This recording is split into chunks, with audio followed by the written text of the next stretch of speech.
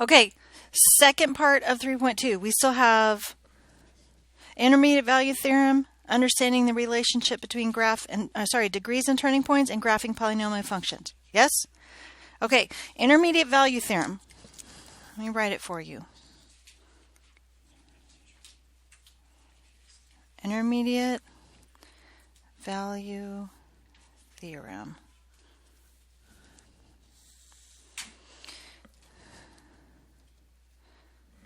Intermediate value theorem, we're going to say that f is a polynomial function. Okay? So like f of x, right? Well, if f of a and f of b, so the y value, whatever x value I put in a and b, the y values, if they both have opposite signs,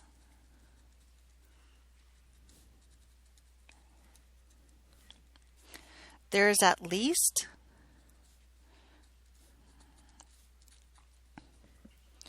one value, which we will call C, between A and B,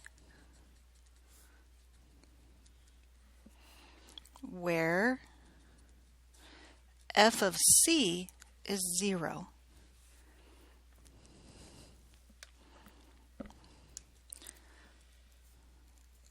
So if f of A and f of B have opposite signs, you have an A value, you have a B value.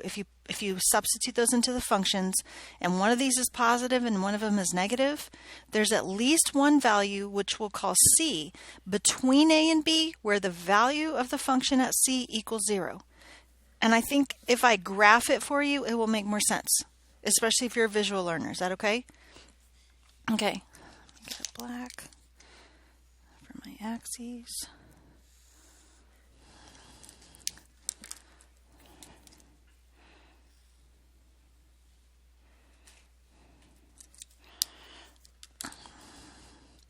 And let's say that A is right here.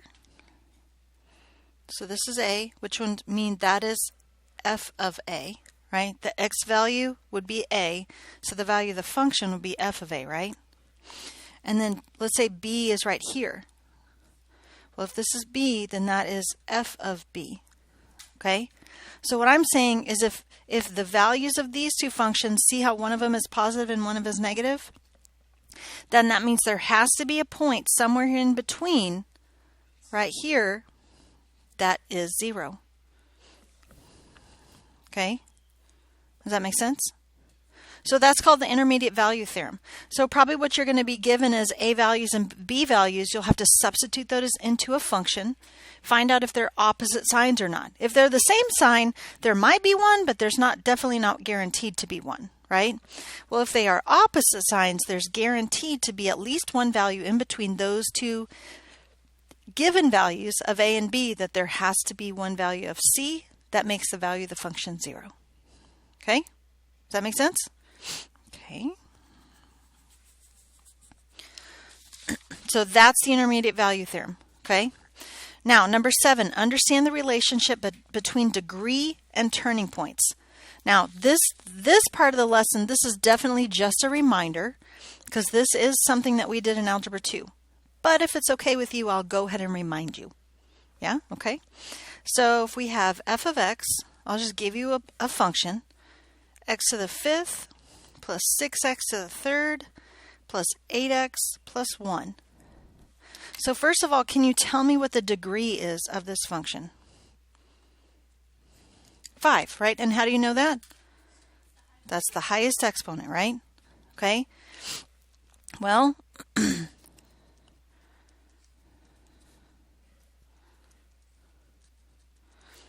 first of all, do you remember what turning points are?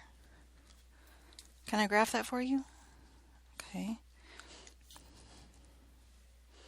Let's see. I'll do this. Well, how about if we figure this out by using what we learned yesterday? Okay. The leading coefficient of this is positive. So what happens to the right behavior? It rises. and it's an odd degree, so you know that they are opposite, right? So if this rises, then this falls, right? So maybe something like that. Well, guys, look how many turns there are. 1, 2, 3, 4. So in this problem, the degree is 5 and their turns are 4. Okay? I'll tell you right now, the degree is going to be n. Whatever the degree is, the number of turning points is going to be n minus 1.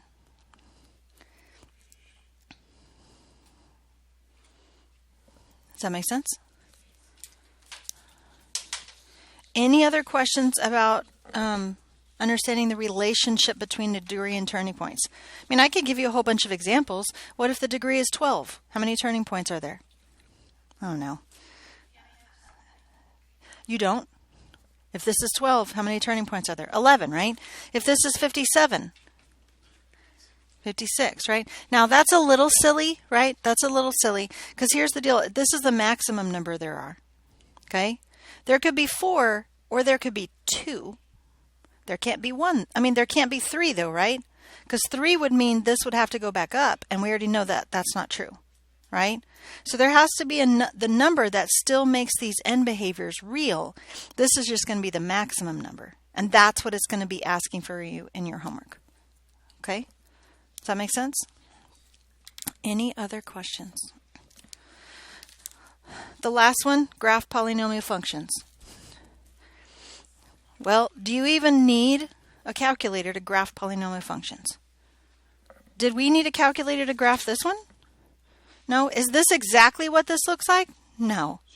But it's a good idea, right? Based on just the end behavior and how many turning points. Now, if they do want an exact graph of a polynomial, we have our calculator. Okay?